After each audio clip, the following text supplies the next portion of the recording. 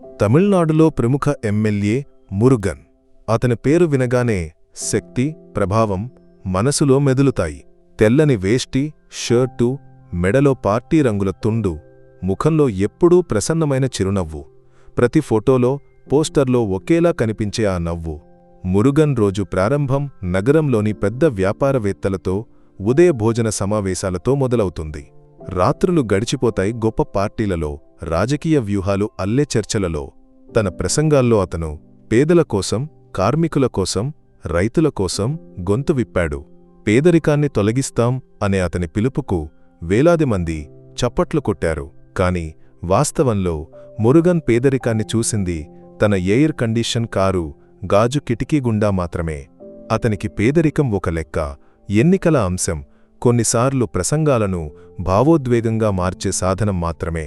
ఒకరోజు రాబోయే ఎన్నికల నేపథ్యంలో మురుగన్ తన నియోజకవర్గంలోని అత్యంత వెనుకబడిన గుడిసెల ప్రాంతమైన పళనినగర్ సమీపంలో ఒక కొత్త కమ్యూనిటీ హాల్ను ప్రారంభించడానికి వచ్చాడు. మురుగన్ జిందాబాద్ అనే నినాదాలు మారుమోగాయి. మీడియా కెమెరాలు అతని ప్రతి చిరునవ్వును సంగ్రహించాయి. వేదికపైకి ఎక్కి అతను మరో ఉత్సాహభరితమైన ప్రసంగం చేశాడు. పళనినగర్ ప్రజలకు కొత్త ఇళ్ళు, శుద్ధమైన నీరు, పిల్లలకు పాఠశాలలు వాగ్దానం చేశాడు. ప్రజలు చప్పట్లు కొట్టారు. ప్రసంగమయ్యాక ఎయిర్ కండిషన్ కారు వైపు నడుస్తూ అనుచరులు, మీడియా వాళ్ల గుండా నడిచాడు. ఈ గుండా గుండీలో అతని ఖరీదైన పట్టు జాకెట్ జేబులోంచి తాజా ఐఫోన్ బురదలో పడిపోయింది. అతనికి అది తెలియలేదు. ఆ ఫోన్ కేవలం ఖరీదైన వస్తువు మాత్రమే కాదు. అందులో అతని వ్యక్తిగత, రాజకీయ సంబంధాలు, రహస్య వ్యూహాలు అన్నీ ఉన్నాయి. కారులో కూర్చున్నప్పుడు, జేబు తడిమినప్పుడు ఫోన్ పోయినట్లు గుర్తించాడు. ఒక క్షణం అతని గుండె ఆగిపోయినట్లు అనిపించింది. కోపంతో అతను భద్రతా సిబ్బందికి ఫోన్ కనుగొనమని ఆదేశించాడు. కాని వేలాది మంది గుండా ఒక చిన్న ఫోన్ను కనుగొనడం సముద్రంలో సూదిని వెతకడంలాంటిది. ముఖం కోపంతో ఎర్రబడిన మురుగన్ తన పీఏపై అరుస్తూ ఇంటికి తిరిగి వెళ్లాడు. అప్పటికే ర్యాలీ ఆరవం సమసిపోయి జనం చెదరిపోయారు. అప్పుడు వేలు తన గుడిసెకు తిరిగి వచ్చాడు. వేలుకు 50 ఏళ్లకు పైగా వయస్సు. పళనినగర్లోని ఒక పాడుబడిన గుడిసెలో నివసించాడు. సంవత్సరాల క్రితం అతను నైపుణ్యం కలిగిన వడ్రంగిగా ఉండేవాడు. కాని ఒక నిర్మాణ స్థలంలో జరిగిన ప్రమాదంలో పెద్ద ఇనుప రాడ్ అతని కాలిపై పడింది. వైద్యులు అతని ఒక కాలిని తొలగించవలసి వచ్చింది.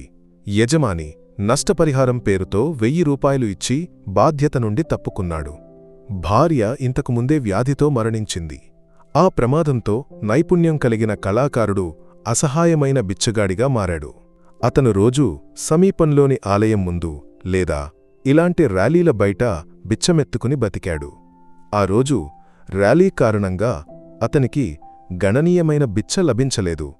అలసిపోయి కర్ర సహాయంతో అతను గుడిసెకు నడిచాడు. అప్పుడు రోడ్డు పక్కన బురదలో ఏదో మెరుస్తున్నది అతని దృష్టిని ఆకర్షించింది. కిందికి వంగి అతను దాన్ని తీసుకున్నాడు. అది పెద్ద, కొత్త ఫోన్. వేలు తన జీవితంలో అలాంటి ఫోన్ను తాకనూ లేదు. చెరిగిన బట్టల మూలతో దాన్ని తుడిచాడు. బటన్ నొక్కగానే స్క్రీన్లో వెలుగు వచ్చింది. ఒక స్త్రీ, ఒక బిడ్డ నవ్వుతున్న చిత్రం కనిపించింది. బహుశా ఫోన్ యజమాని కుటుంబం. వేలు మనసు భయం, ఆశల మధ్య కొట్టుమిట్టాడింది. అలాంటి ఫోన్లు భారీ మొత్తానికి అమ్మవచ్చని అతను విన్నాడు. దాన్ని అమ్మితే 1 సంవత్సరం పాటు బిచ్చమెత్తుకోవలసిన అవసరం ఉండదు. గుడిసె పైకప్పు బాగుచేయవచ్చు. కోల్పోయిన కాలికి కృత్రిమ కాలు అమర్చవచ్చు. మళ్లీ పనిచేయవచ్చు. ఆశ ఒక పురుగులా అతని మనసును కుట్టింది. అతను ఫోన్ చేతిలో పట్టుకుని గుడిసెకు చేరుకున్నాడు. రాత్రి పడుకున్నప్పుడు నిద్ర రాలేదు. ఒకవైపు తన బాధలు, అవసరాలు, మరోవైపు అతని మనస్సాక్షి. మళ్లీ ఫోన్ తెరిచాడు. ఆ నవ్వుతున్న కుటుంబ చిత్రం చూసినప్పుడు తన భార్యకు, పిల్లలకు మంచి జీవితం ఇవ్వలేకపోయిన జ్ఞాపకాలు వచ్చాయి. ఈ ఫోన్ ఎవరిదైనా వాళ్ళు ఎంత బాధపడుతున్నారో. వాళ్లకు కుటుంబం ఉండదా? లేదు, ఈ పాపం నేను చెయ్యను. ఇప్పటికే విధి నన్ను చితక్కొట్టింది. దేవుణ్ణి ఇంకా కోపం తెప్పించలేను అతను మనసులో అనుకున్నాడు. ఫోన్ తిరిగి ఇవ్వాలని నిర్ణయించాడు. కాని ఎలా? ఈ ఫోన్ ఎవరిదో అతనికి తెలియదు. తరువాత ఆలోచించాడు. ర్యాలీ ఎమ్మెల్యే మురుగంది కదా, సమీపంలోని టీషాపులోని చిన్న టీవీలో ర్యాలీ వార్త చూశాడు. మరుసటి రోజు ఉదయం ఎమ్మెల్యే కార్యాలయానికి వెళ్లాలని నిర్ణయించాడు. మరుసటి రోజు వేలుకర్ర సహాయంతో లుంగీ కట్టుకుని కిలోమీటర్లు నడిచి మురుగన్ ఆడంబర కార్యాలయానికి చేరుకున్నాడు. కాని అతన్ని లోపలికి అనుమతించలేదు. కాపలాదారులు అతన్ని ఒక మురికి జీవిలా చూశారు. ఏయ్ బిచ్చగాడా, ఇక్కడ నుంచి వెళ్ళు. ఇది ఎమ్మెల్యే కార్యాలయం, ధర్మశాల కాదు. వేలు చేతులు జోడించి చాలా వేడుకున్నాడు. సార్, నాకు ఎమ్మెల్యే సార్ని కలవాలి. వారి ముఖ్యమైన వస్తువు నా దగ్గర ఉంది. కాపలాదారులు అతన్ని ఎగతాళి చేశారు. ఒకడు అతన్ని తోసేస్తే వేలు నేలపై పడ్డాడు.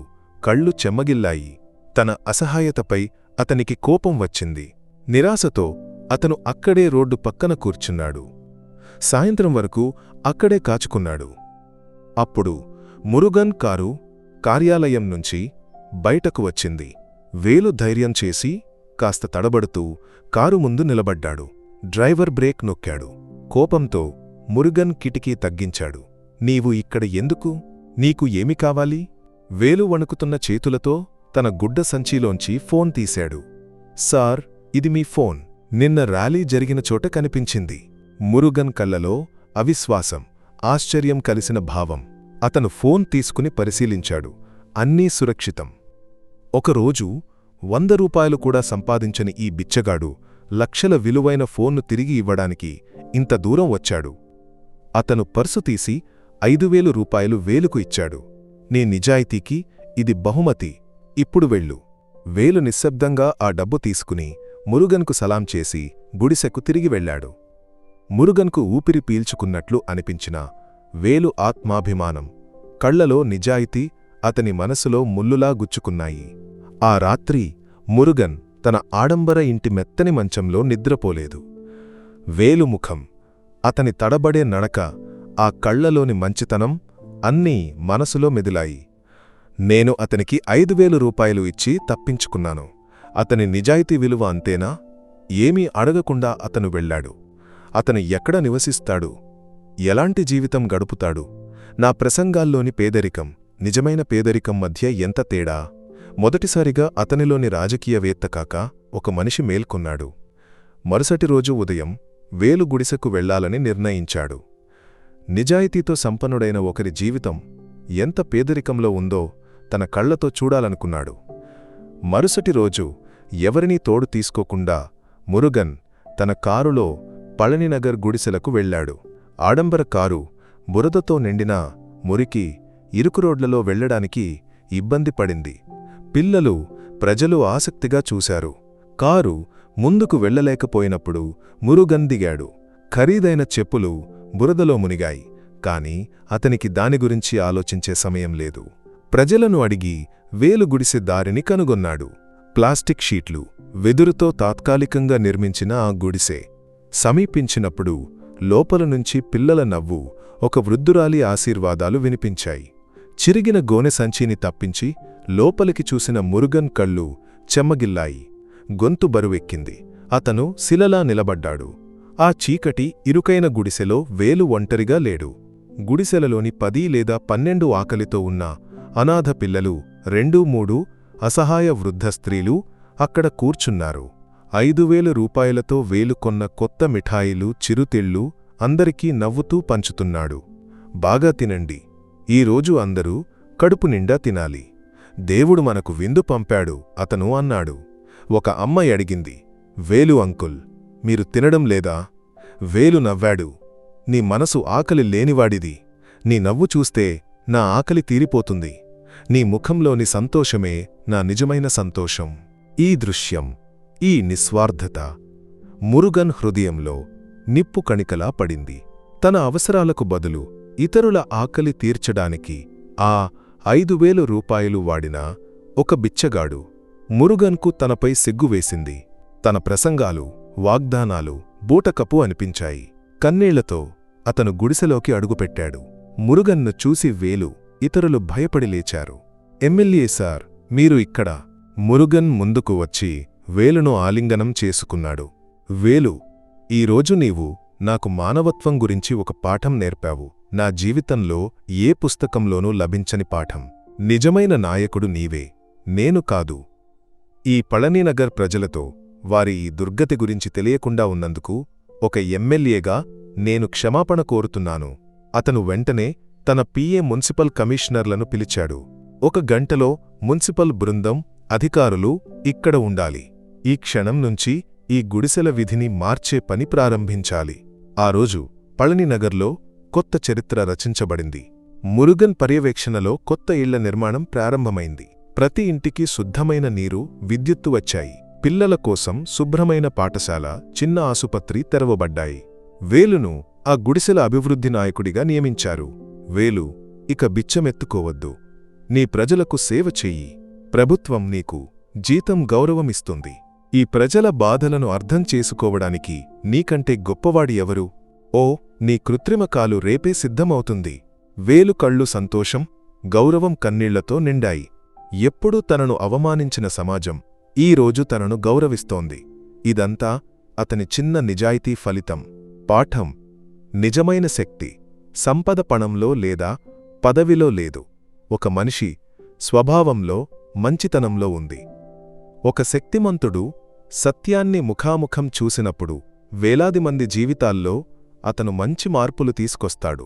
మనకు వేలులాంటి నిజాయితీగల పౌరులు కావాలా? మురుగన్లాంటి మార్పు తీసుకురాగల నాయకులు కావాలా? ఎవరు ఎక్కువ అవసరం?